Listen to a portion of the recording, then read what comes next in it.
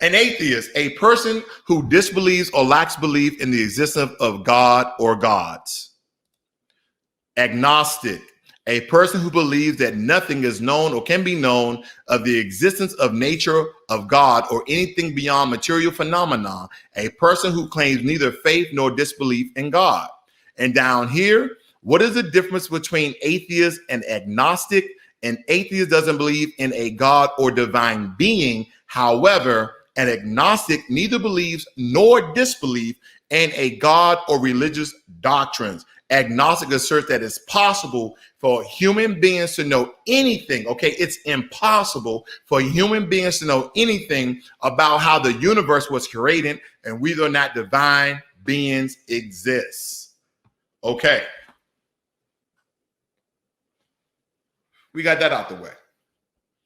Now, when we're talking about religion, this hits home for a lot of people who have such a strong faith in something most people cannot truly define. They just have faith about something about that. You have faith about something that you can't truly define. Like if I didn't know the definition of a monitor, which I don't know the technical definition of a monitor, I would say a screen that displays colors with an electronic, depending on its LED, whatever, right? I just come up with something like that. But no one can truly define their faith based upon a religion that you believe to be real, okay? That you believe to be real. Now, I know there's a lot of people who say, oh no, I'm not religious, I'm spiritual. That's what most people say, right? Spirituality involves the recognition of a feeling or sense of belief that there is something greater than myself, something more to being human than sensory experience, okay? More than your sensors. And that the greater whole of which we are a part is comic or divine in nature. An opening of the heart is an essential aspect of true spirituality. The reason why I wanted to have this conversation, again, I have many meanings, but I'm gonna narrow this down to two: financial and time. Because believe me, dealing with religion, I spent a lot of time in religion, Christianity to be exact. All right, we're gonna go a little bit more information and then we're gonna have the discussion. Okay, just stay with me, family. Stay with me. I have to build my premise here. There are an estimated 10,000 distinct religions, 10,000 distinct religions worldwide. About 84% of the world's population is affiliated with Christianity, Islam, Hinduism, Buddhism, and also Judaism. Let's scroll down. How many religions exist today? Now, according to some estimates, there are roughly 4,200 religions, churches, denominations, religious bodies, faith groups, tribes, cultures, movements, ultimate concerns, which at some point in the future will be countless, okay? Countless. And what are those 5 major religions we're going to talk about today? We're going to talk about when it comes to the percent of the world's population, Christianity at 31.5%, Islam 23.2%, Hindu 15%, Buddhism 7.1%, Judaism 0.2%, and then you have your other ones, okay? So this is what we're going to cover tonight. And I'm not trying to step on anybody's religion, anybody's toes, but we need to have an open discussion about this because religion does a lot of things. But in my opinion, for me, in my own perspective, it takes money and time away from you, which in retrospect, time equals money and money equals time. More times than not, the amount of time you put in something will multiply your money. And then your money can equate about the amount of time that you put into something. When we're talking about investments, right? And we're putting our money, it took time to make the money, whether it be the money to invest inside that portfolio or the time that the money multiplied in that portfolio. If I was an evil, sick-minded person, I will open up a church. I'm not going to say what religion, what sect, what denomination, but I will open up a church because the only thing I had to do was open up a building. I get tax write-off and tax benefits, then have enough people to believe where they start spreading the word and bringing other people and they start giving me money just for me running my mouth.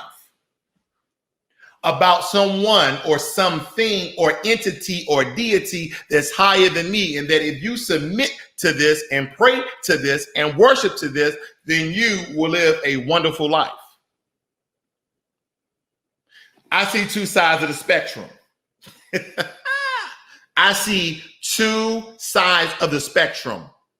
One is the religion that most Black Americans believe, follow, and practice.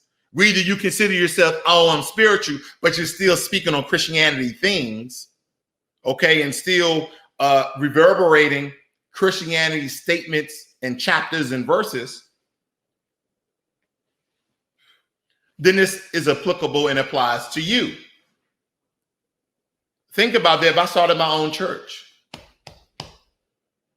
Now, the one thing that we always misunderstand, we misconstrue, we misdirect is the origin of religions and the religion that you serve. Now, and again, we're only going to be covering the 5 major religions. Okay, the 5 major religions are what statistically more people are a part of than the other 4,195. Today, we'll be discussing a little bit about Christianity, Islam, Hindu, Buddhism, and Judaism. But of course, we're going to focus on Christianity more so than that, because just like the largest one, the superstar, that's the one you focus on. I'm glad Bill Cosby is free, FYI. Now, with that being said, I know you guys ready for this.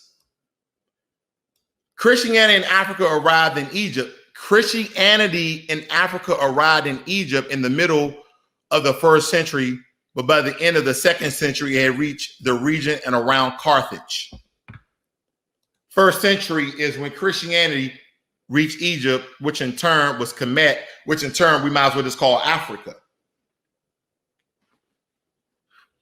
What was the religions in Africa prior to Christianity, prior to Islam? No one ever talks about the origin, right? Because think about it like this, family. If some of us melanated people originated either from North America and or Africa, eventually all of us started off in Africa and then we went our own way. We went out to explore. So let's just focus on Africa. When you think about that, the origin of Christianity coming from Europe down to Egypt, then it spread across the continent. Question is, why is so many Africans, why are so many Black Americans, why so many European Blacks are worshiping a European religion? Why are they following a European religion? One of the first Bibles are King James, is it not? And when we talk about Islam, most people give birth to Islam to Saudi Arabia, the Middle East. Okay?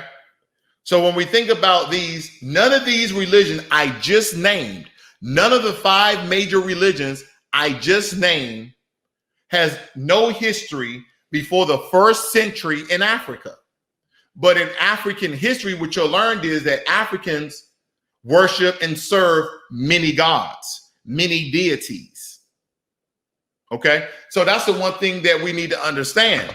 Now, when we're looking at this, one of the African gods, okay, was a god called Bumba.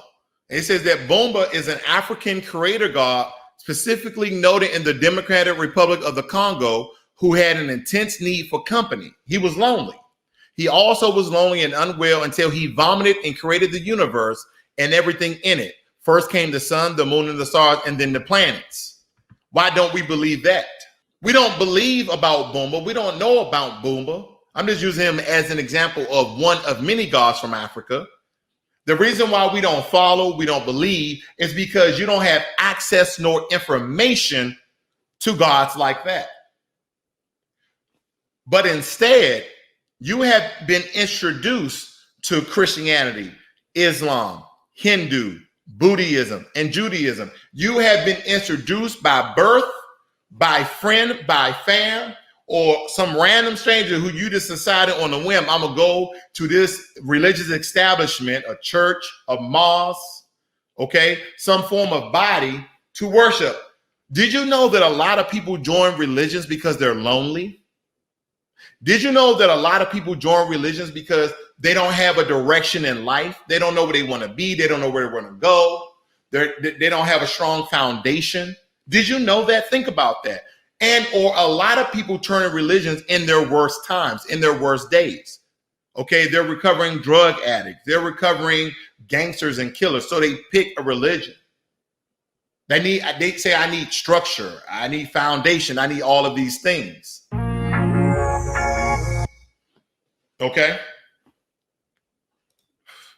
These are the things that we don't understand. Because when you really think about it, what if you had direction, guidance, and a foundation? Check the mic and make sure it sound right, boys. That's all I catch on hand for you. All right, let's move on. Oh, this is good. Now, let's define religion. The belief in and worship of a superhuman controlling power, especially a person, God or gods. God or God. Okay? Now, in a lot of these 5 major religions, Christianity, Islam, Judaism, Hindu, and with the exception of Buddhism, most of these believe in one deity, one God. Now, prior to that in Africa, you can do your research, that they had many gods, many gods of nature. They believed there was a God for wind and rain and fire. Now, when I think about that, when you look at Greek mythology gods are based on before 1st century African gods. They're based upon that. When you talk about Ra, the sun god, and then you have Zeus, the god of lightning, who was the god of gods, but everybody else was a god. And how did Greek mythology gods get their power? Can anyone tell me how did Greek mythology gods get their god? They got their god, how they got their power. They got their power by people worshiping them.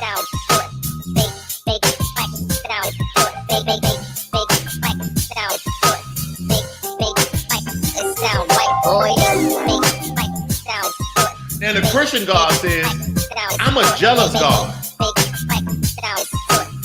You're a jealous God? It sound right, boys. I want you to think about when people believe in one God, one deity, one higher being.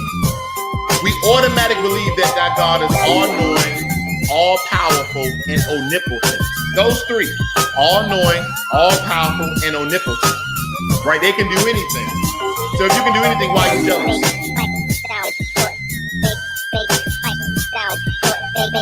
Think about it like this. If one of these gods came to earth and showed and veiled their power, would anybody else follow another god? No, you would not. Sound right, why boy. do people supposedly, when it comes to those countries and their faith and their religions, why do people and outside of that culture, what other people believe, they serve false gods or false idols? Why do they do that? That is because that God, whether it be Judaism, Buddhism, okay, Hindi, Christianity, and Islam, that God never displayed and showed their power in a way that people can see it. And in order for you to believe this, the one thing that we have to do is put a blanket over it, or put a disclaimer in it, or put something that no one can dispute, no one can refute. You can't discard it, you can't refute it, you can't contradict it. Is faith. Is faith.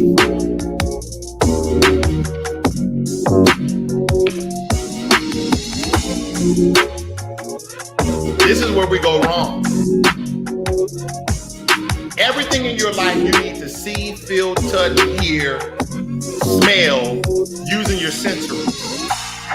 And whether which religion you believe in, why wouldn't the God you serve somehow display to you with the senses they gave you? And some people say there's 6 senses, which is your spirit, your spirituality, the energy that you feel. Somehow let everybody know, implanted or somehow shown, display their power so we can follow that one true God. Freedom of mind. Free will. Well, free will is this. Display yourself. Show yourself. You're all powerful. You can show yourself to everyone at the same time, no matter what time it is. And let everybody know that you're the one and true God, regardless of what religion you serve. But when we throw in faith, you don't need to see anything. You don't need to hear anything. You just need to believe. See, just like anything else, when someone's teaching you, how do most people learn? They learn about 2 or 3 ways, right? You learn by lecture. You learn by video and reading, and you learn by testing. So when you think about religion, they lecture you in the form of a speech, in the form of a motivational speech about that God that they're referring to. Sometimes they show videos like movies. And then you have some form of Bible study or Quran study, where they test you out to see how much you know about the God they want you to know.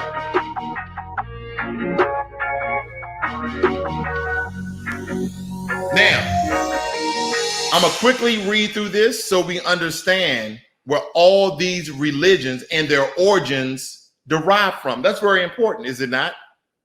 Because here you are serving a God, and no matter your race, ethnic, creed, whatever, but especially if you're melanated, especially are you Nubian, especially you are highly melanated, you may want to know out of these 5 major religions that one of you may or may not serve.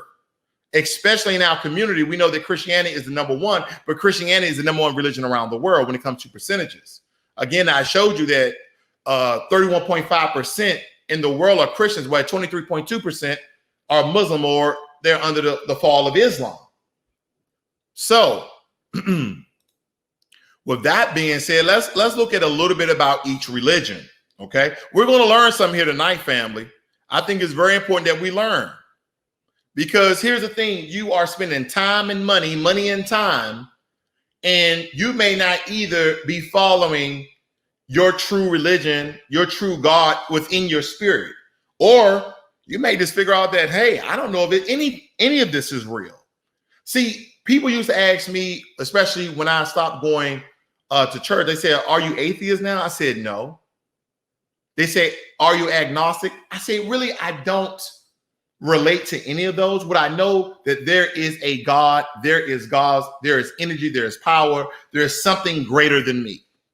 Then people will cancel you, right? Because that is what these religious documents tell them to do, is when somebody doesn't agree, doesn't convert into your faith, then you must stray from them. You must leave them alone, right? Because they want you to be an outcast. Because here's the thing, nobody wants to be left out. Majority of people want inclusion, not exclusion. So when you are in a particular region, let's take for instance, Africa, the northern part of Africa coming down the southeastern part, there's a lot of Muslims, okay? And then on the opposite side is a lot of Christians, okay? Because like, take for instance, you got Ghana, Senegal, so the British colonized Ghana, I believe. The French colonized Senegal. And then when you have Angola, the Portuguese colonized Angola as well as Mozambique on the east side. So regionally, majority of Africa are 2 major religions, Islamic as well as Christian. Think about that. In India, majority of Indians, when after the British colonized them, even after the British colonized them, a lot of them were still Hindu. When you go over to China, a lot of them are Buddhist and or Christian, okay? And then you have Israel and countries that surrounding Israel mostly are related to and connected to Judaism. And that's where you get the word Jew from, okay? Christianity is a monotheistic religion, which means that followers believe there is only one God. Worship of God is an important aspect of Christianity. Christians believe in Holy Trinity, represented by the divinity of the God, the Son, and the Holy Spirit, okay? Now, when we go back up here, Christianity is the largest religion in the world with more than 2 billion believers worldwide. There's only about 7.6 to 8 billion people in the world. Then it says the United States is home to the largest Christian population, but Christianity is widespread in many other places like Canada, Mexico, Philippines, several African nations, many European countries, and numerous Caribbean islands. Okay. Now they're going to keep talking about this, that, and the other, and we're just going to move down. Okay. Islam is the second largest religion in the world, estimated 1.8 billion followers. Okay. And then it says there are 7 countries where more than 90% of the population is Muslim: Algeria, Bangladesh, Egypt, Iran, Iraq, Turkey, and Pakistan. And of course, most of them are under what they call Sharia law. Okay, the Islamic faith is monotheistic, believing in Allah as one true God. Moving down to Hinduism. It says begins in around 2300 BC and remains prevalent on the subcontinent. About 94% of those who follow Hindu faith live in India. Okay, let's go down. Hindu teaches that God present exists in all of creations. In the Hindu faith, God goes by many names and manifests in infinite ways. Brahman is a recognized supreme deity responsible for creating everything in the universe. Brahman has no gender and is all-knowing and all-present. Okay? And Buddhism was founded back in the 5th century. And they said, who later became as Buddha. Buddha is an actual person. Okay, after giving up an extravagant life of excess, the man who came to be known as the Buddha discovered enlightenment. Okay, he discovered enlightenment through giving up his wealth and position to live a simple life as a monk. His efforts to teach others how to do the same became the foundation of Buddhism. So Buddhism is based upon a real person. You see how Buddhism is based upon a real person and as a lifestyle. That's what a lot of people didn't know about Buddhism. They believe that Buddha was a god. No, he's not. The primary focus of Buddhism is to seek enlightenment. The Buddha is not worshipped as a god. He was a man and is recognized by Buddhists as such. So true Buddhists know that he was a real person. And they talk about the 5 precepts. Last and not least, we have Judaism. It's the smallest of the top 5 religions. The world population of Jewish people is estimated to be 14 million. About 41% of the Jewish population live in Israel, and another 41% lives in the U.S., with the majority of the remainder concentrated in Europe and elsewhere in North America. Okay? Judaism is a monotheistic religion which follows recognizing and worshiping only one true God. It is actually the oldest monotheistic religion, and it also displays upon the 10 Commandments. Now, with that being said, I knew this wasn't going to be a popular conversation, but nonetheless, when you break down all these religions and the origin of them, what you realize that a lot of these religions started in the Middle East, in Asia, and also in Europe. But out of the 5 major religions, there's no major religion that has been African created. And you being a melanated person, you must know that essentially your roots will either be Black Native American, and even that stems back to Africa, one of the many countries in Africa. So where's our God? Now we understand that Christianity started off in Europe. We don't have to really worry about what country, but when Christianity was first brought to Egypt and it spread through the regions and countries of Africa, and then you factor in chattel slavery and transatlantic slave trade, of how all of these religions reach different parts of the world through slavery. Think about that, because when you look at the transatlantic slave trade, and majority of the slaves that were taken, majority of the African people that they turned into slaves, a lot of them, believe it or not, got taken to Brazil. They got taken to South America. That's why you see a large Afro population all around South America. Doesn't matter what country. Okay, there's Black Colombians, Black Brazilians. And you look at some of my videos when I was in Brazil, I showed you guys that Black Brazilians look just like us with a different hair texture, like curly, because it's a mix of Africans, some Spanish and Portuguese people. Because in Brazil, you got white Brazilians and you have Black Brazilians, and you have those in between. You have mixed. But here's the thing. Those white, quote unquote, Brazilians are simply descendants of Portuguese. So they're really just Portuguese people that stayed over there. They're the descendants, okay? They're the lineage of those slave owners that stayed there and grew a population. But they still believed in many gods, and they had a lot of traditions and cultures in Africa as well. Now, I don't know so much about religion, but I know you're right. You're dead on when it comes to spirituality. But here we are today, and you talk to your grandmother, you talk to your grandfather. Most of them are Holy Ghost filled. They're on fire for God. And when you start to challenge that religion and their faith, it's one of the most volatile, destructive, chaotic conversations you probably ever had in your life. And more times than not, when they reach a level where they can't refute, combat, or contradict, or somehow corner you, they shut the conversation off and say, oh, you just the devil, or they say, I'd rather not have this conversation, or flee from me, right? Because again, we need to understand that religions are inclusive. And if you don't believe in that particular religion in that particular region, then they try to be exclusive.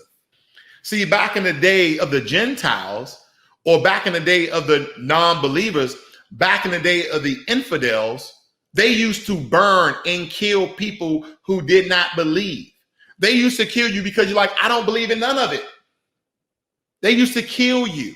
We as a Black American community or Black community around the world, majority of us, whether you be in Europe, South America, North America, in Africa, and the Caribbean, we mostly believe in Christianity, and is based upon the slave trade.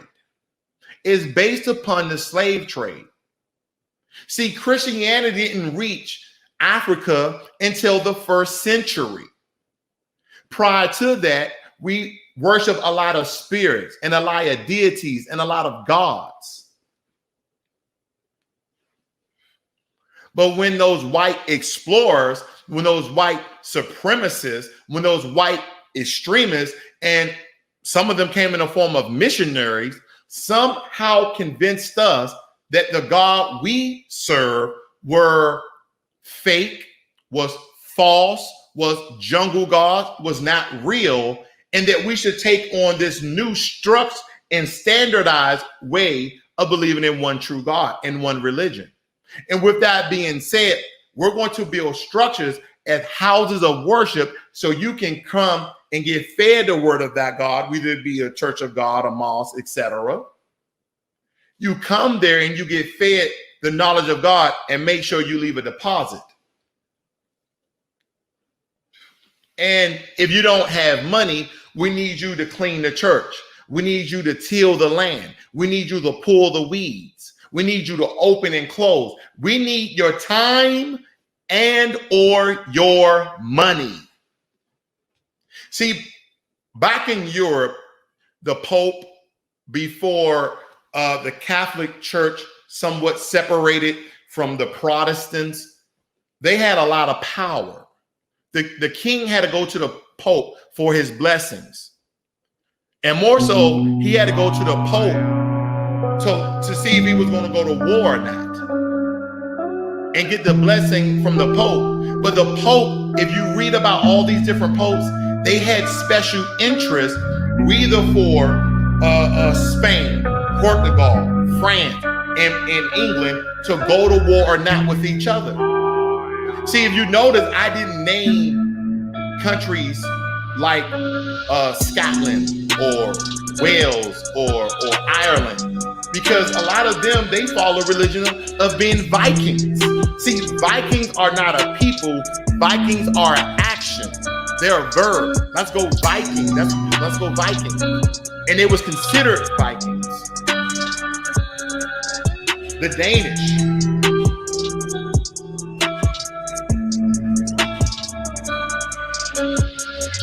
Now, if you notice, everything is headed from the Pope. The Pope is still looked at the world religious leader, even though he's Catholic.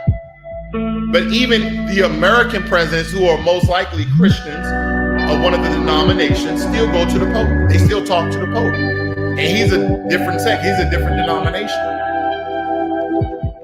But religion is closely tied to your financial wealth and also your time, which in more cases than not equals your financial wealth. Because whatever you give time to, you will see that being multiplied to the things you don't really give that much time to. Take, for instance, a bodybuilder. A bodybuilder goes inside of a gym and spends most of his time working out. Some of you are trying to lose weight or become more intelligent. You spend more time studying and learning about your field so you can earn that degree. You do that more so than anything. You study probably more than you sleep. You study more than you go out. You study more than you probably watch TV because you want to be good, right?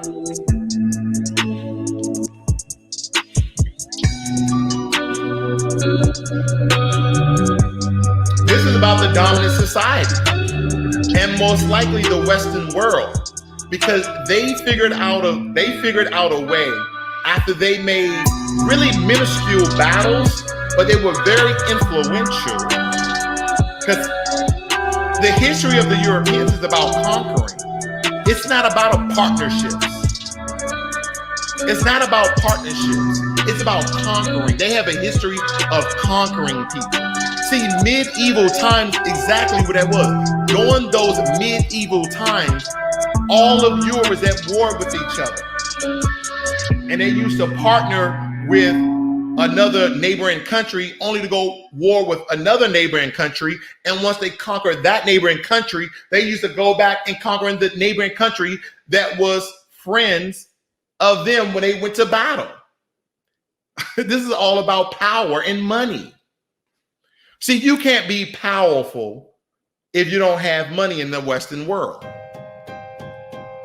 You can be influential, right? Some people are like, he is so influential. Let's take, for instance, Malcolm X.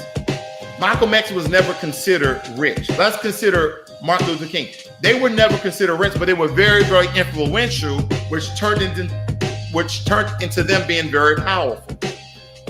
Okay? There's only two ways of power: money and influence. Money and influence. How can you be either if you're so easily influenced by your religion or, quote unquote, your spirituality? And how can you be powerful or influential if you're giving all your money away? Am I telling you to stop going to church? Am I telling you to stop praying 5 times a day towards the sun? Am I telling you that? Or the moon, rather? No, I'm not. I'm just here to make you think. I want you to think about it. After this small little breakdown of the history and where these 5 major religions derive from, even though there's 10,000, but most likely they condense it down to 4,200 religions, but there's only 5 that reign supreme. And out of those 5, there's one uno numero, which is Christianity, and majority of the black population around the world believe in that.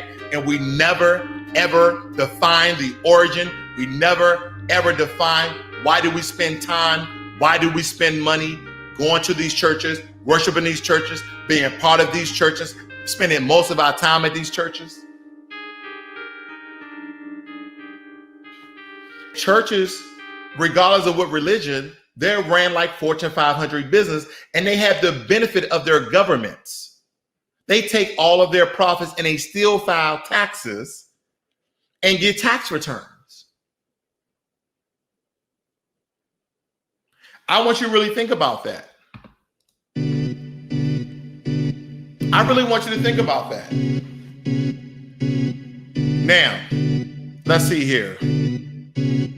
Kemet, and then and also Kemet was also synonymous with calling the continent of Africa Kemet. So everything was Kemet, but Egypt was Kemet.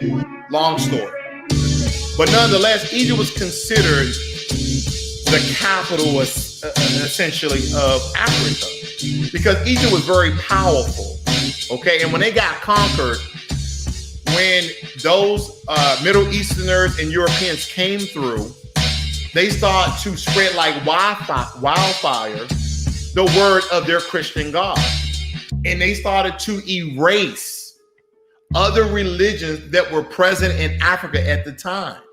Now, of course, there's still spiritual artifacts that a lot of Africans have of their old lost gods.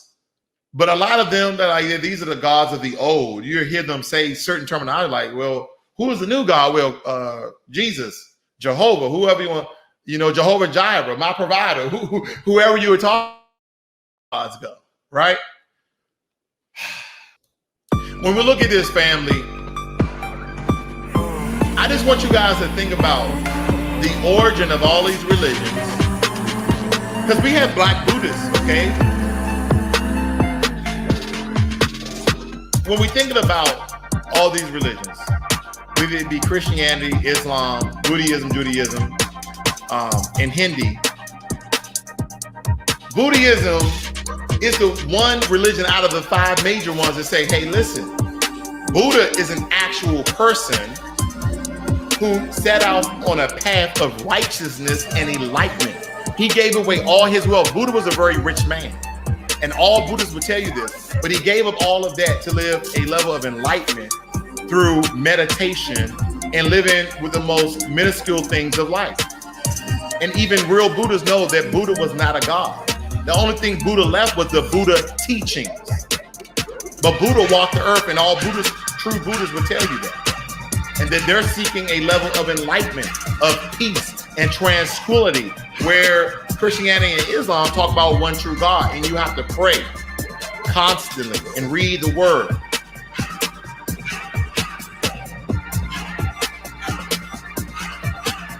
But none of these 5 major religions, have an origin in Africa. Some people are like, oh yeah, it was way back when. They had Christianity and they called it something else. No, they didn't.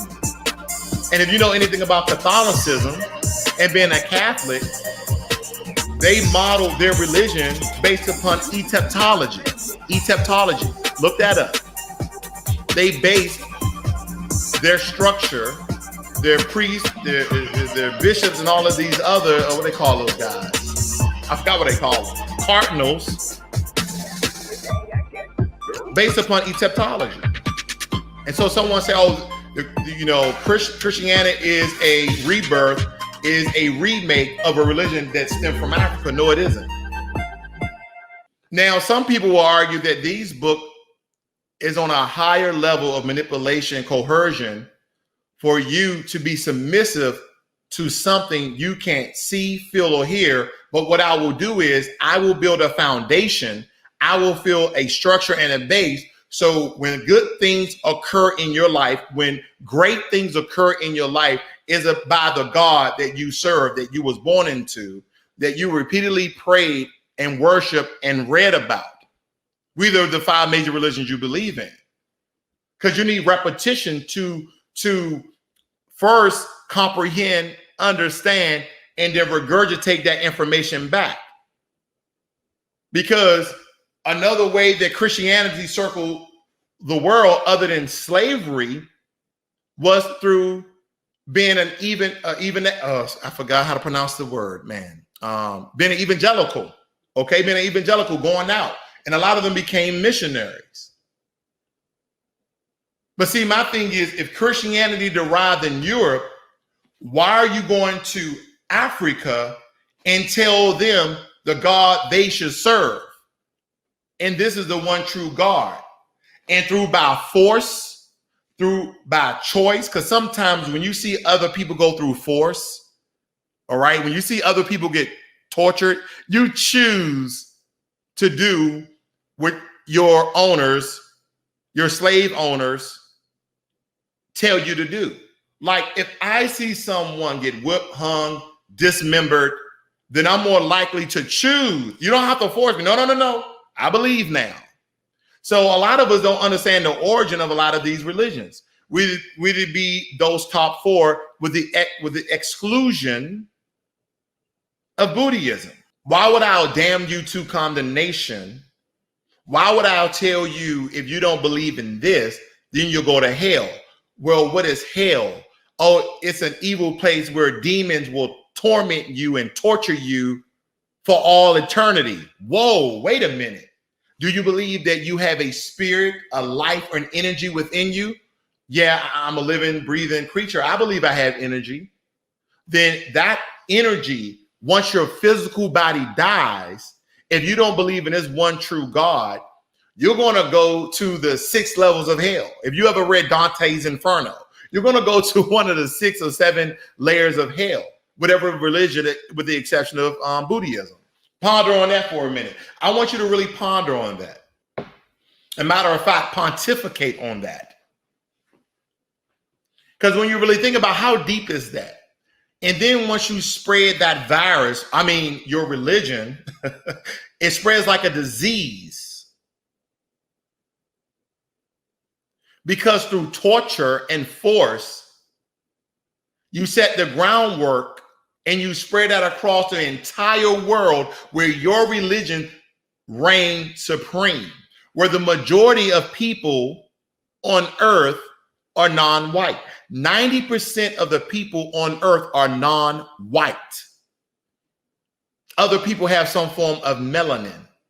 But how did a religion that was essentially created back in 325 AD with the Council of Nicaea, where Catholics, Protestants, all form of the Christian sect got together to create the Holy Bible? Or if you go over to the Holy Quran, where Muhammad the prophet and a group of his high religious figures, but believe that the Quran was created by Allah, or that the Prophet Muhammad was enlightened by Allah to create the Holy Quran. And this is an instruction book. All of these books, even the Buddha teachings, are instruction books on how you should live your life rather than you living your life the way you want. Now, some things in these books are very, very good. And that's why they touch the very spirit, the very essence, your very soul, to believing that, yes, I need to be a good person. That smoking and drinking and excess is bad for you because it makes you act outside of your character. And in retrospect, some people believe when you drink, smoke, whatever you do, that you're acting on your true self because it lifts the law. It lifts morality, it lifts your ethics, and it gets to the true person that you are. These are the psychological effects when you drink in excess and smoke in excess. It lifts all the barriers that your conscious mind has put in place. But then the real you emerges. The real you appears when your subconscious mind barrier breaks down, disintegrates, and your subconscious mind, what you really thinking and who you really are, begin to manifest and show itself. Are you a chill, calm person? Are you about that life? Are you always ready for things to pop off? Are you argumentative, or are you? Think about that. Some people will drink an adult beverage to relax and be calm. Some people will smoke something to be relaxed and calm, while other people drink and smoke something to turn up. Now, besides a lot of the good stuff there in these religious documents, the one thing that is in the subconscious backing and belief and definition of these books is that regardless on how you live your life, if you believe in these words and follow these teachings, your spirit, your energy will ascend to some form of heaven. So everybody wants to live forever. Did you know that? Nobody truly wants to die. Because some people will say we're just energy and we connect off each other's vibes. Some people will say personalities, but it's your energy, correct? So knowing that you have an energy about you, you're like, where does that energy go once you die? Because we understand that energy can never be destroyed. It only transfers. How do we know that? We know that by science. But when we look at these things, people don't think about this. You have to find your own path. But the reason why I stay so neutral on this, because I understand how volatile and people just love to debate. Oh, well, if you're Muslim, then this is the right way, and Allah is the only one true God, and everybody else are infidels. Well, Jesus Christ, God, the Holy Trinity are the true God. Okay, they're all one. The Holy Trinity is one. And if you're not, you're a non-believer. You are an atheist. You are. Why is this important? Time and money. And see, that's the one thing you can't tell people. It's not all about money. It's not all about time.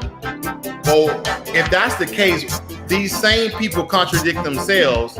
They work their butt off to do what? So they can live a better life. How do you live a better life in today's world? How do you live a better life in today's modern world with more money?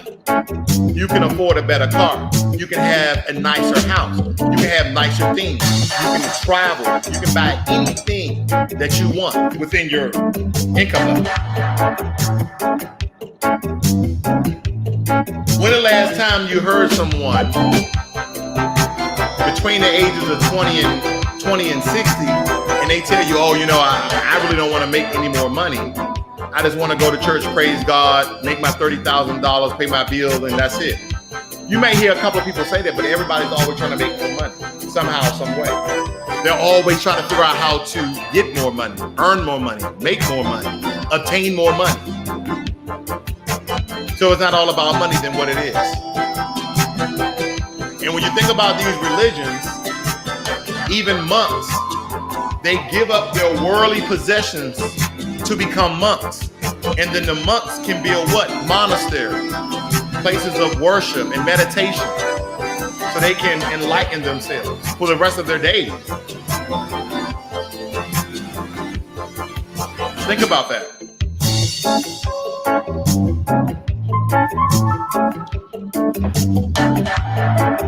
So the question is, what religion do you follow?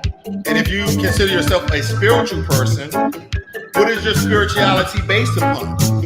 More times than not, when people say, oh, no, I'm not religious, I'm spiritual. But then you start talking about Jesus Christ. You start talking about Allah.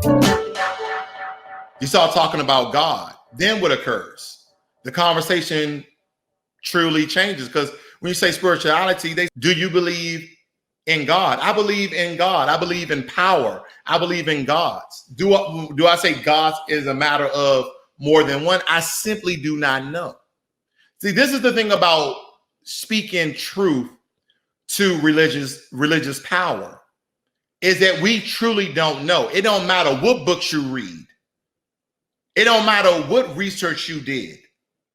You will never know that the God that you serve is real. You will never know. Oh, I know he's real because he has done this. And I believe that through faith. How did you get that faith? Where did your journey begin? Well, you know, man, I used to be on the block. I sold drugs. I did this. I did all these heinous things. Then I gave my life to Christ. I gave my life to Allah. I started practicing the Buddha teachings. I gave my life to Judaism and Hindi. And when did God change your life? God changed your life when you started to read and believe that word. But what it also do in the backdrop, once it had your belief, once it had your faith, it started to extract money and time from your pocket and from your life. Am I saying religions are evil? No. But some of those same religions that we follow and believe in had evil origins. Think about that. A lot of the religions that exist today, especially the 5 major religions, origin is evilness because it came through the way of conquering a people or people. Not all of them, some of them. And I don't want to depict which ones, but you know, as this is mostly geared towards Christianity. I want you to really just give it a thought for a second. Why do I need to convince you that the God that I serve is the one true God? And if you give your life to him, that you will be saved and elevated to a higher plane once your physical body is done. But why would I do that? And through these religious documents, why there are so many contradictions? That's because it's not the infallible word of the religion and God that you serve. It's the fallible word of the men who wrote it. That's why it's contradictions. But this is the only book, this is the only religious document that you have to go by. More times than not, you were born into this religion. More times than not, you got this religion when you was at your lowest or when you was in a tough place. You either found it or it founded you by some form of fashion. You heard about the Christians over there doing well once they believed. You heard about the Muslims over there once they believed. But when you look at the time and money and the origin of most of these religions and the evilness that came from it, the way that these religions has spread was through conquering another nation and or colonizing, which in turn is the same thing. Because see, Europeans were very smart about how they went to spread Christianity. They spread Christianity through colonization, not annihilation. See, they didn't want to go in and destroy every structure, every building, and kill all of the people on the continent of Africa. No, they didn't want to do that. They didn't want to annihilate them. They conquered them. They colonized them. Because now that I colonize you, you listen to me. You follow me. I create the laws. And now what we want you to do, now that we've conquered you and we colonize you, we're going to give you the most low-level form of jobs. You guys are no longer lawyers. You're no longer doctors. You're no longer part of your own government.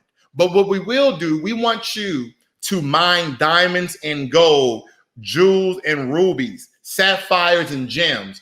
And we're going to transfer that wealth from your country in Africa to the many countries in Europe. To this day, when you look at countries like Spain, France, England, Belgium, Germany, you see large structures of wealth. But when you look at the continent of Africa, majority of the continent is what?